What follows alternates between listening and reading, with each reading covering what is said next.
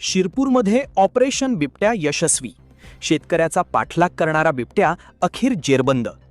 शिरपूर तालुक्यातील अंतुर्ली शिवारात गेल्या काही दिवसांपासून भीतीचे वातावरण निर्माण करणाऱ्या बिबट्याला अखेर वनविभागाने यशस्वीरित्या सापळ्यात जेरबंद केले। काही दिवसांपूर्वी याच बिबट्याने एका शेतकऱ्याचा पाठलाग करून हल्ल्याचा प्रयत्न केला होता, मात्र शेतकऱ्याच्या प्रसंगावधानामुळे मोठी दुर्घटना टळली होती। या घटनेनंतर वनविभागाने तातडीने मोहीम राबवत बिबट्याला सुरक्षितपणे पकडले आहे। शिरपूर तालुक्यातील अंतुर्ली शिवारात शेतकरी बाळू इशी हे कापूस पिकाला पाणी देण्यासाठी गेले असताना अचानक त्यांच्यासमोर बिबट्या आला। काही क्षणांतच बिबट्याने त्यांच्याकडे झडप घालण्याचा प्रयत्न केला, मात्र बाळू इशी यांनी चपळाई दाखवत बाजूला सरकून हातातील फावडीने प्रतिकार केला आणि मोठ्याने आरडाओरडा करत जीव वाचवला। त्यानंतर बिबट्या झुडपात पळून गेला होता।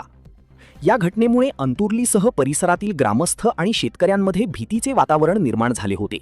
वनविभागालाही याबाबत माहिती देण्यात आली होती। दरम्यान बिबट्याच्या हालचालींवर लक्ष ठेवत वनविभागाने विशेष रेस्क्यू मोहीम हाती घेतली।